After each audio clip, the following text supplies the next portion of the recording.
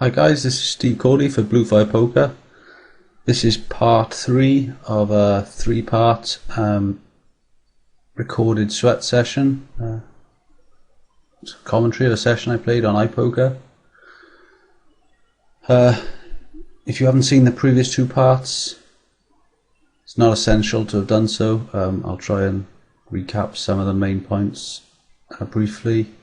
So it had been a while before since I played this on this site, and I had some poker tracker issues, so the HUD is not the usual HUD I use, so apologies for that. What was the other thing? Yeah, so in terms of the tables, I'm playing €100 tables and £100 table in the top right, table 3.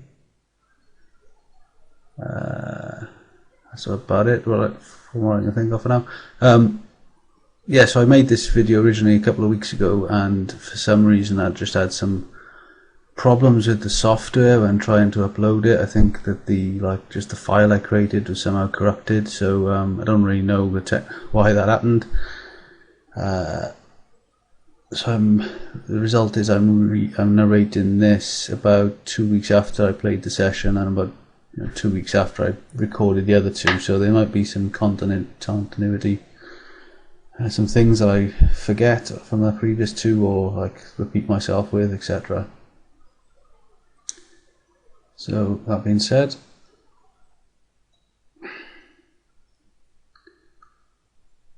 so table 2, I decided to 3-bet bluff on the button against a guy with sort of reddish stats. A reasonable hand to do it with. The problem with a hand like this is that some better queens are going to be in his calling range. So a hand like 6-8 suited can often be better to 3-bet bluff with. It's like a reasonable spot for a cold 4-bet bluff on table 5. I've got an ace blocker.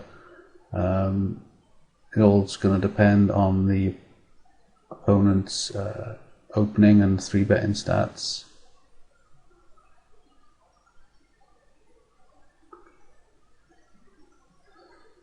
I think it was in either part 1 or part 2 or both maybe, I ran into some spots that I felt were a bit unusual, where I'd been played back at a little light and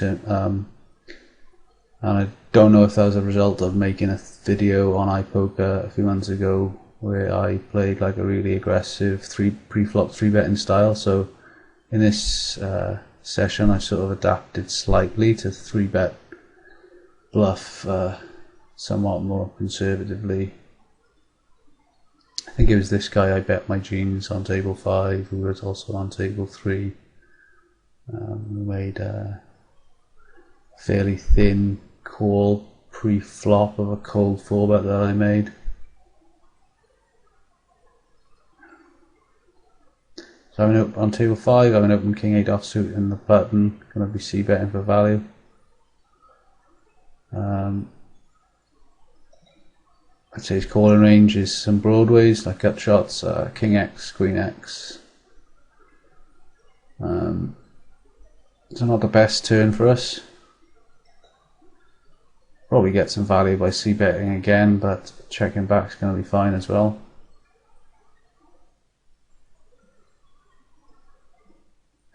We get check raise there, we just have to give it up, but I don't think we're getting bluffed often enough, if at all.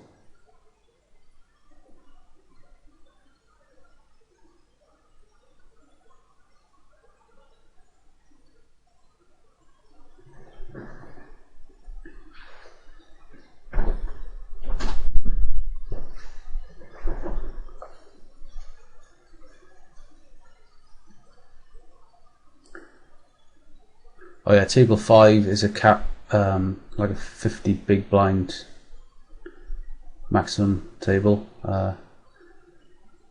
So when I opened these tables in the lobby originally, I don't think I realised that was the case, and then once I'm into the recording, it's too much hassle to change it out unless a really good table arises. In terms of players, like I've got these small blue tags for fish. This player on table 4, Himeni, seems fishy too.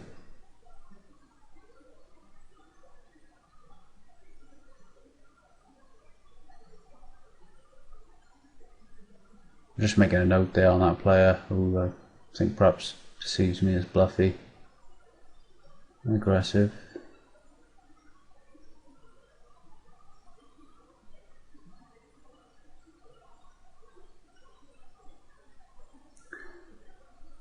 I think also on my part 2 of this series I made a mistake of not maximizing the screen size when replaying, which may have caused the resolution that you see to be slightly smaller than it could have been, so apologies for that if that caused anyone a problem. Table 1, we have a low flop, backdoor flush draw, 2 overs, reasonable spot for c-bet with a strong perceived range coming from under the gun. If called, we could, depend on the run out, whether it like if called, middling turn cards like 7s, 5s, 8s are going to be bad ones for us to barrel on, but on complete bricks like maybe 2 or high cards, probably going to be double or triple barrelings a bluff.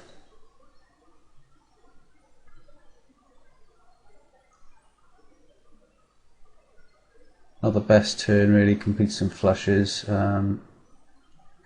Improves our equity. We have the option of checking back now.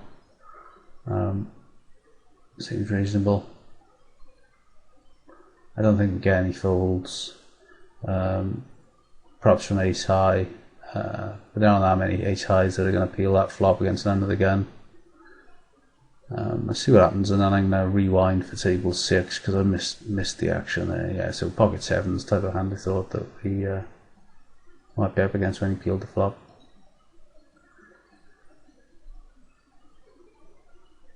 So I just want to see what happened on table 6.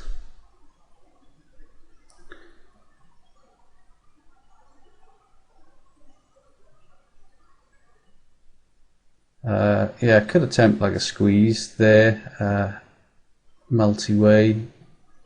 Problem is with the fish in the pot, like I don't, especially being out of position against him, I don't have a hand that's like that strong to play against his calling range. I think he's going to be calling me a lot. So it's often better just to make sure like he's in the pot and take a hand as playable as this. Let's see a flop.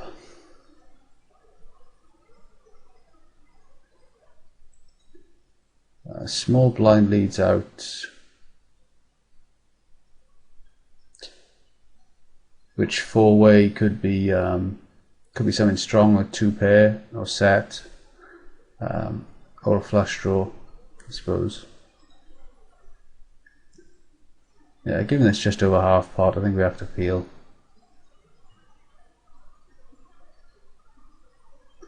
Table 5, decide to 3-bet in a spot where I don't perceive to have a stronger range than I have. Against the 4-bet, we have no choice but to fold, and when table 6 bets reasonably large size, we have no option but to fold.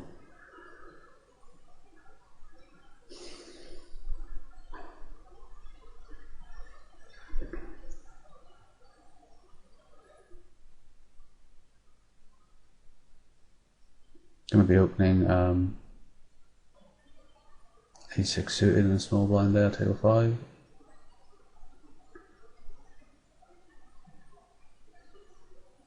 A little bit loose, a2 suited under the gun, but this player in the big blind playing 30-22, possibly on the fishy side.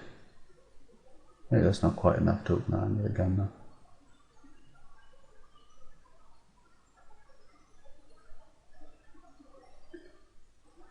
You get a high flop, but it's fairly well connected. well, very well connected, and despite the backdoor flush draw, probably best to minimise our losses here.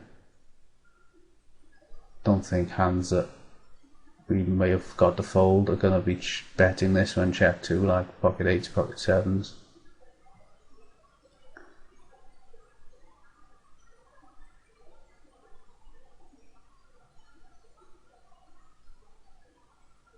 So I think this is like the second spot where this guy is 3-betting under the gun opener. I think this guy has opened under the gun on this table quite a lot. A 3-bet of an under gun opener should be, you know, fairly strong. You know, a lot of the hands like pocket jacks, pocket 10s, you're just going to want to be calling there to avoid getting 4-bet off, you know, and put in a difficult spot.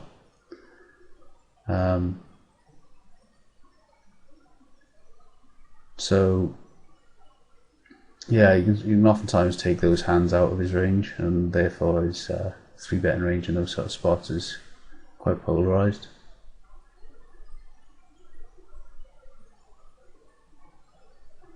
Four-way gets checked round to us. This type of board, I think most of the opponents with any reasonable piece of it are going to have taken a stab by now. We get called by the fish, which yeah, it's not great obviously, but we do pick up some equity on the turn. Other than giving us some equity, the turn is not a card that we want to be bluffing.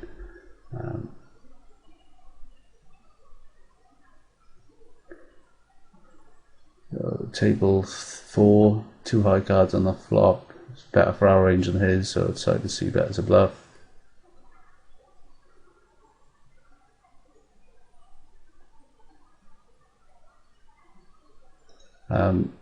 When called on the turn, on the flop, sorry, I'd say his range is King X, Jack X, flush draws, depending how sort of splashy he is, maybe some pairs lower than that. Also some gut shots, and I can't, you know, Queen 10 for an open ender. So against that range, I can probably get the majority of it to fold with a turn c-bet.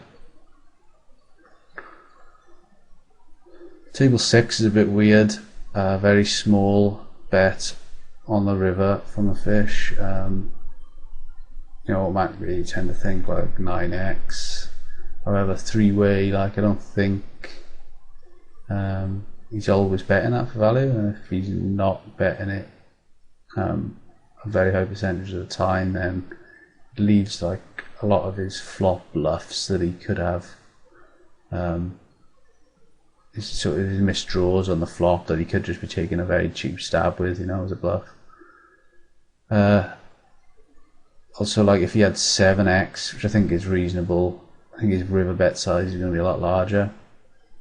That being said, we only have Queen high, so we actually lose into some of the hands that are bluffing us. I think they're bluffing. I think, given the pot odds, it's almost definitely a bad call, but I think I made the call, like partly because it was like an interesting bet size by him on the river, and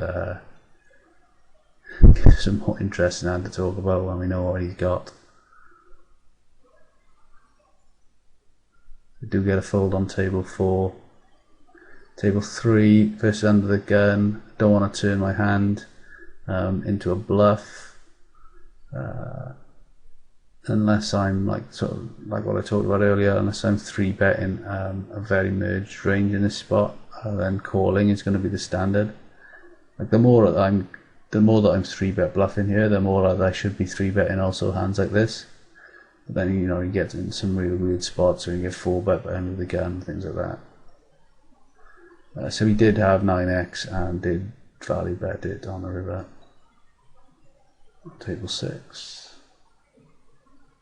So we get check 2 on table 3. I think overpairs are going to be betting. So whilst oftentimes we have the best hand here, I think it's just best to try and take it down with a stab. Get check raised, which is like a bit weird. For him to sort of take a strong hand and play it that way. But given the relative positions, under the gun +1, it's just perceived range is too strong to be like me messing around there by floating that check raise, etc. So table 4 looks like I've flatted ace queen in the big blind, because this opponent is opening, even though he's opening relatively wide, pre-flop he's opening for under the gun +1. 3-betting for value might be an option. The looser he is, the more it's likely to be a good play. Calling against an early position opener there can never be bad. Table 1, I get 3-bet by, I don't have a lot of stats on this opponent, 34-17, looking on the loosest side, so I think pocket nines is worth a call. Table 4, we get a reasonable turn. Problem is, it's not one that he's likely to want to stab on, so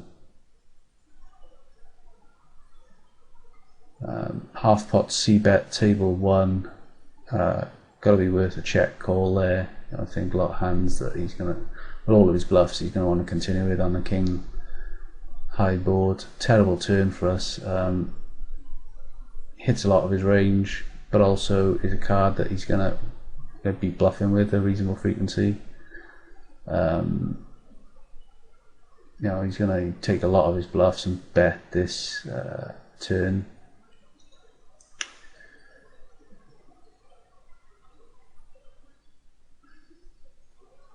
When he checks it back, it tends to make you think that he doesn't, that he has something on that turn, king X or ace X, looking on the pot control. So we're just gonna hope to check it down and somehow have a winning hand. Table 4. So we can see, I don't want to really rewind the video necessarily, you can see what happened here. I called pre-flop with ace queen, check called flop, turn went check check, and on the river with trips I led out and opponent bluff raises us. So he's repping such a narrow range, like I think basically only pocket nines plays it that way.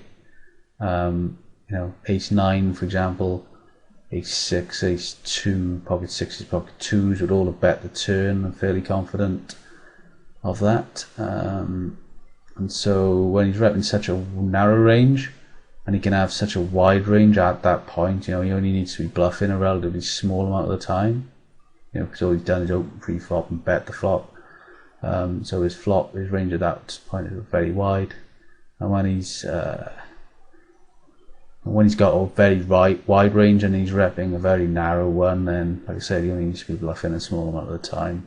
And yeah, our hand is a bluff catcher.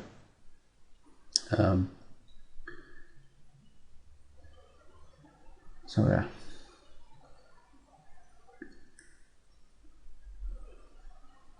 Especially from his pre-flop stats as well, just looking at that, he's probably going to be a fishier player, more likely to make sort of bluffs that don't really make sense when he realises he's got no way to win the pot on the river. So table 1, I just call from the blinds. 3-betting is an option. I'm going to get called by worse kings and queens, but flatting is okay too.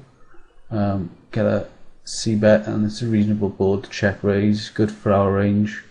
We have 2 overs and backdoor flush draw and plenty of stuff we can rep, like hearts, straights, that we can continue to rep. We can also pick up a lot of equity on the turn.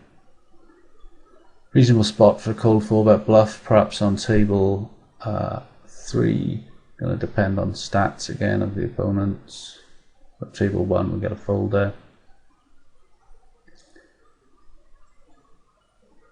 Table 1 up against under the gun, just going to be calling that from the small blind.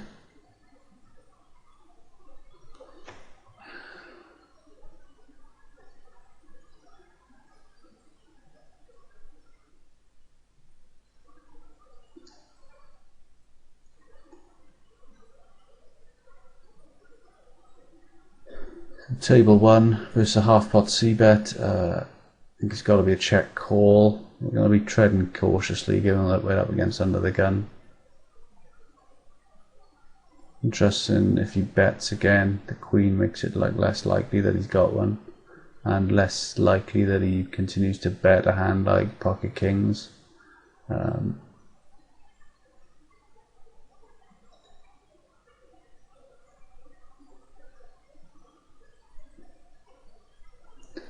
So yeah, he was just pure bluffing on the turn.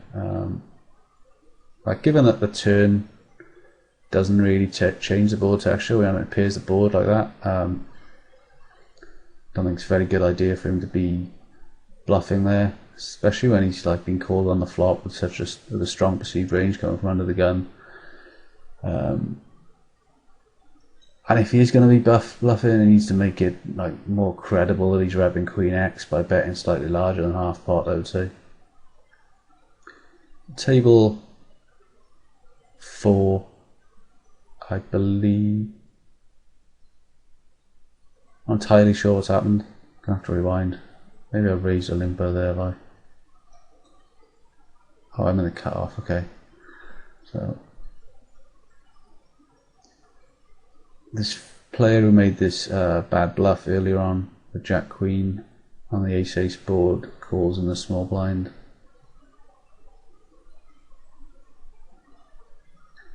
And get a nice flop, and he donk leads into us just over half pot, so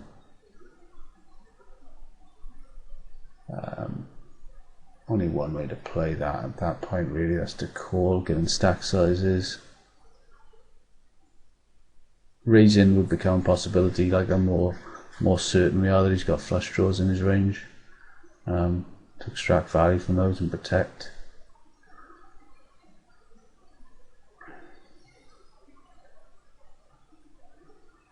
So he checks to us on that turn, obviously going to be betting for value there, protect against flush draws, and there's some straight draws out there that he could call with. Just flat in pocket fives on the button versus under the gun and an over kind of cola.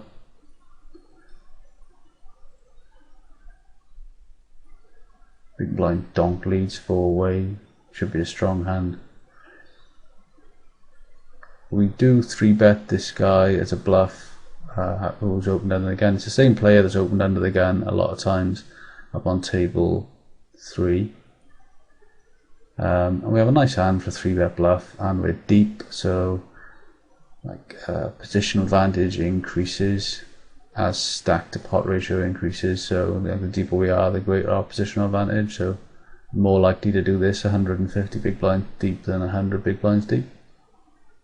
And obviously we get an awesome flop. I'm just going to be betting for value, trying to size it in a way that makes it more likely we're going to get all the money in. So it's going to be something over 15 or over. Table 2, flatten is an option. Allows players behind to squeeze with weaker hands. Depending on our 3-betting image and table dynamics, we can 3-bet, even though we're against under the gun +1. You know, we can 3-bet this, but we need to be 3-betting. This bluffs a lot too.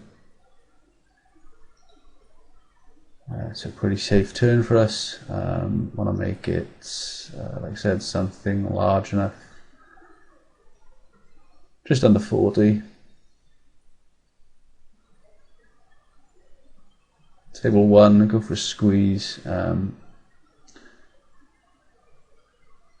Yeah. We'll see what this guy does. This is the guy that I felt like has been playing back at me a bit.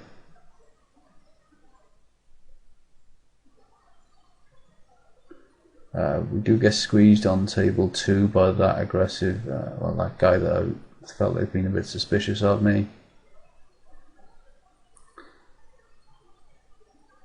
Same player 4-bets us on table 1, unfortunately, so we're going to have to fold. Yeah. We are deep.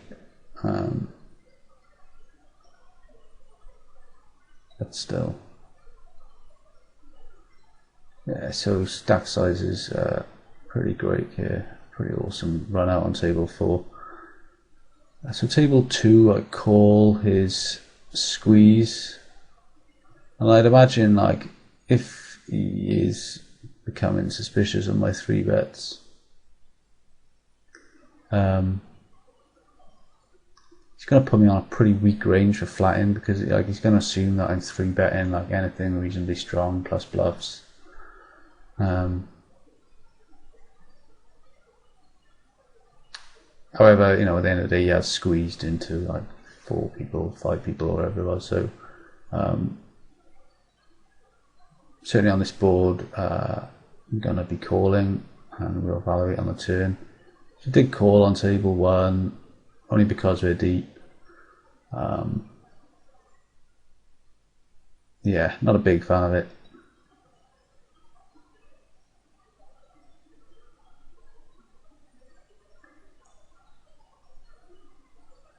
Opened the small blind table 5 and making a c-bet in a spot where, you know, given that he's called pre-flop and not 3-bet, his range is reasonably capped. Ours isn't, and on these type of boards, you know, that can make a pretty big difference. Like he's got a weak perceived range there. What's happened on table 6? Bear with me.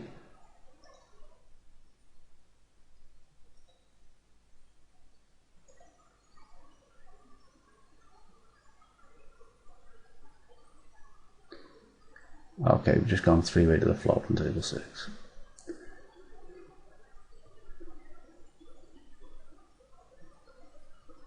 Yeah, so he had pocket kings with no diamond. I mean, like, it's perfectly reasonable for him to play his hand that way. I don't think he's done anything wrong there at all. An awesome turn on table 2, and our opponent continues to bet half pot. We're reasonably deep. Just going to be calling, and hope he sticks it in on the river. Table 6. So decide to c-bet.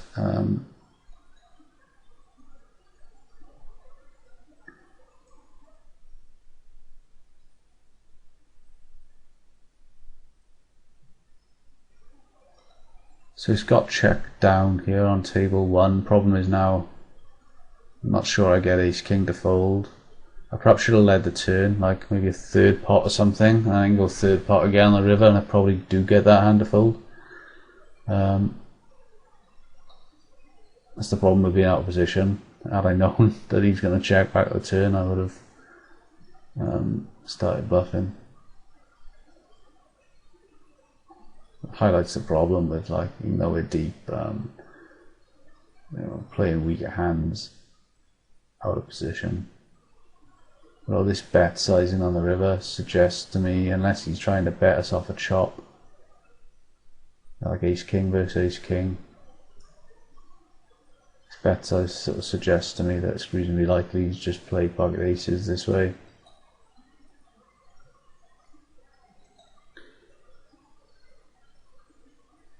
Table 4, I'm going to have to rewind that. So called ace jack suited pre-flop. That's fine. Like, it keeps all his much weaker hands in. Could 3-bet for value, but then, you know, I need to be prepared to engage in a 3 and 4 betting game. So 3-betting and calling both fine. And on this board, backdoor flush draw, 2 overs, backdoor straight draw. I'm not going to be going anywhere. Raising is like a sort of semi-bluff, is it's always possible there on table 4. But I think we have enough equity that we don't really need to. And when he checks to us on the turn, I think like all the strong hands are betting, obviously. So I think we can take a stab here. with the intention of stabbing the river as well. So I think if we get called on the turn, oftentimes it's by hands like Jack 9, Jack 10, that depending on the river, we may be able to get a fold.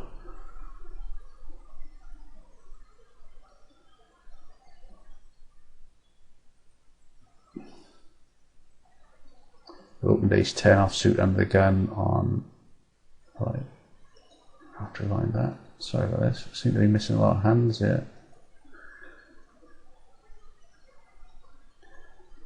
So checked on the flop,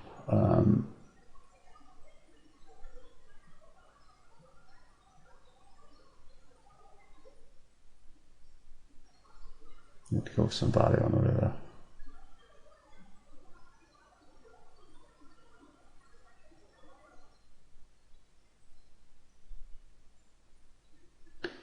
Yeah, table 4, we make top pair, we run into some like 8x's. I think like a lot of the 8x's, unless it's like 10-8, 9-8, will have led the turn, like it's pure bluffs, 8x, like ace-8 for example, will have bet the turn rather than go and check call. That's pretty weak. So we're somewhat protected by that, like, you know, there's not that many combos of 8x, although, you know, for sure there are some. Plus, a lot of times when you rivers are straight like that, you're just going to lead out. So I think we can get some fairly thin-ish value on the river there. Yeah, we'll certainly get called by Queen Jack, King Jack.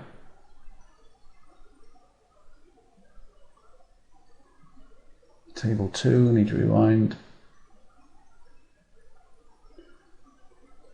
Check that flop. Okay, bet value, it's fine. Gonna get called with some King X, backdoor flush draw. When we get called, not sure we get called by King X again, so checking's gonna be reasonable. Get raised on table 6. I mean, you know, it looks weird, doesn't it? Jack X is betting the turn. He's pretty much repping King 10.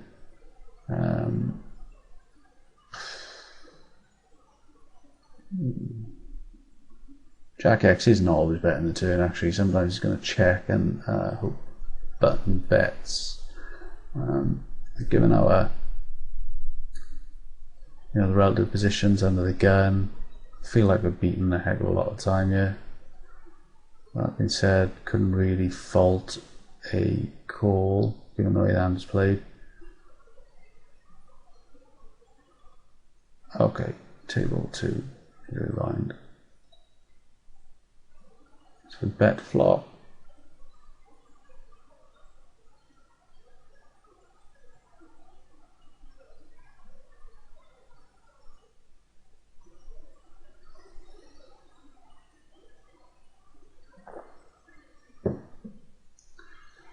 Okay, looks like we've gone check, call, turn. I mean, like a lot of his stronger aces, ace queen, ace king, obviously, sometimes ace jack, 3 bets as pre-flop. A lot of the other aces that beat us, like ace 5, ace 6, ace 7, don't call pre-flop. So whilst we've got like a pretty bad kicker hand against all of his combinations, it's actually doing alright. The problem is, like, I don't think he bets King X a lot on the river here. He does have a fair number of like Jack 10, Queen 10, Queen Jack, you know, especially with 2 hearts or 2 spades, that type of stuff.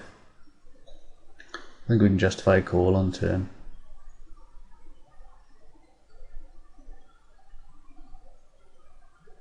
Interesting river, might protect us from getting put in a nasty spot, although it shouldn't really, because we'd be c-betting most of our heart draws on the turn. And they did bet King Queen on the turn, protecting against broadways, I suppose, and heart draws, etc.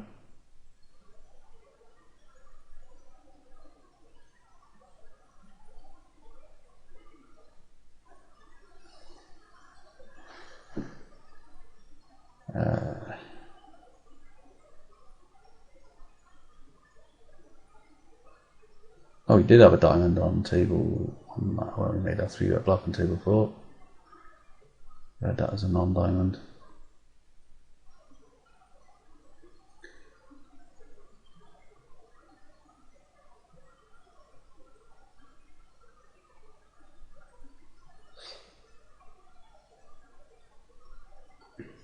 So I think I've been a few interesting hands over this 3-part session. Got about 5 minutes of recorded play to go, I think, something like that. I believe my next couple of videos, I'm a bit out of sync, like with when I recorded them, like I said, because I'm recording this 2 weeks later than I initially did. I believe my next couple of videos are going to be short videos. Depends, I suppose, on which order Bluefire decided to put them out. Yeah, like shorthand reviews. And then I think we've got another recorded sweat similar to this, and then a hand review or something.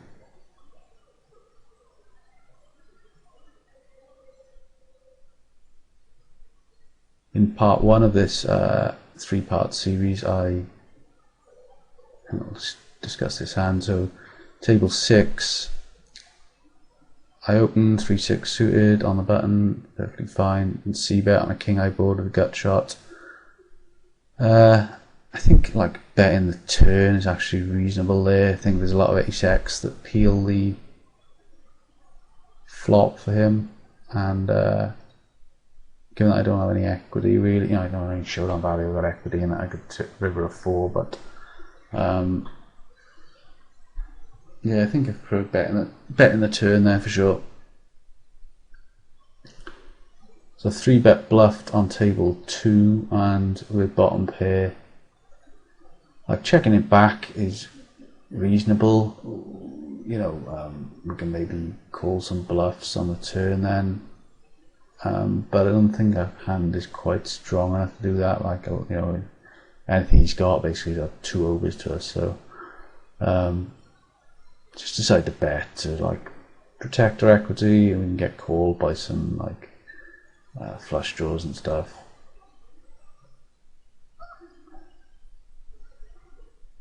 So not a great turn.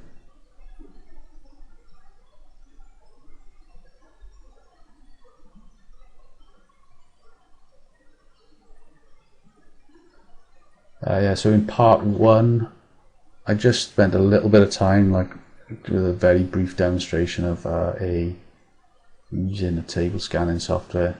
Was following a request in one of the forums on one of my previous videos. So I can't remember the name of the guy who made that request. If you're watching this one and you've not watched part 1, then go back and take a look at that.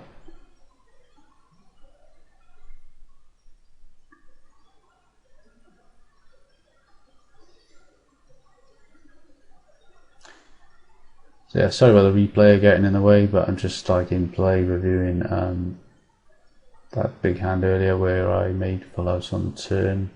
I mean, if he's like betting flop and turn on that board, I guess he must have been bluffing not to have barreled the river.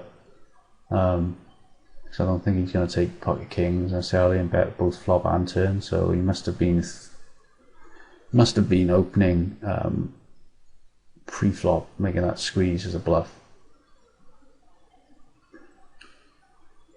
In which case I think it's perfectly reasonable for him to bet flop and turn that way, because I'm oftentimes calling flop with a hand like pocket jacks, and then were I not to boat it up, oftentimes going to be folding it on the turn. So open jack 9 suited on the button, table 4. We get 3-bet, and only because we're like super deep, 250 big blinds deep, I decided to call.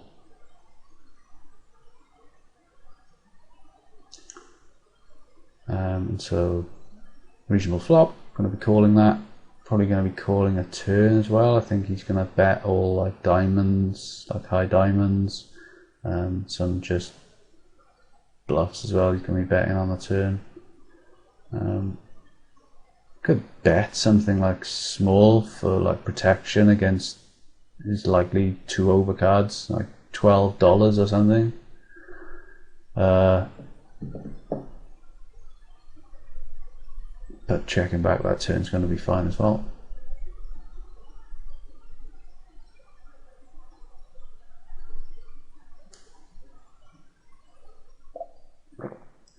Decided to call table 5.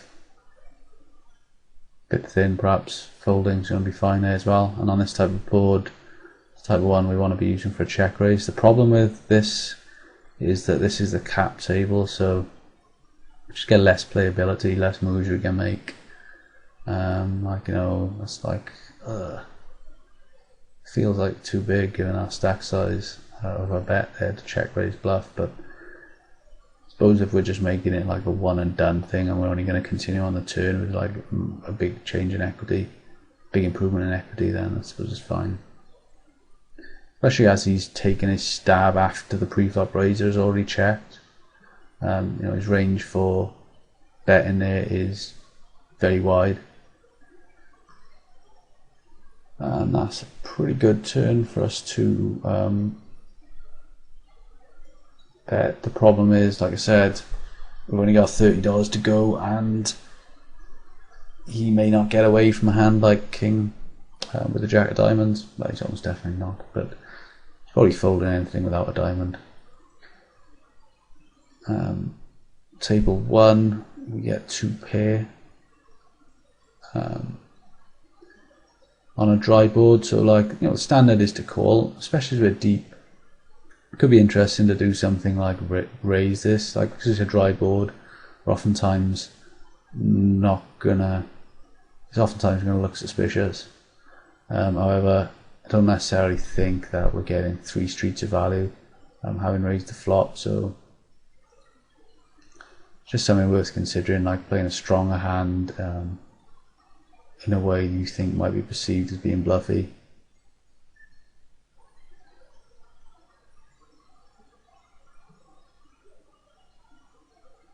I think I shoved on table 5 and got a fold. I don't think I think I got a bit confused in play. I don't think I realised for a minute that this was the cap table.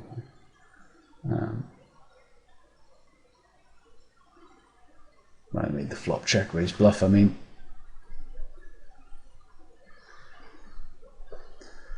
Yeah, so we managed to get some value there on table 2. I think his play is fine.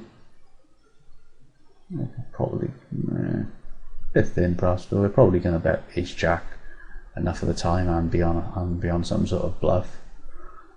It's just that on that dry board there aren't really that many missed draws for us to have, and he's going from under the gun, so his perceived range is pretty strong. So I think a fold there for him on our versus our river bet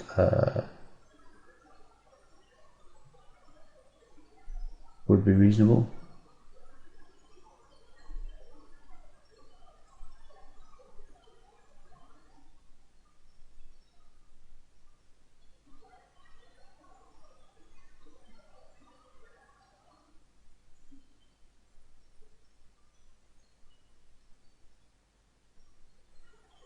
So I think that's the end of the recording.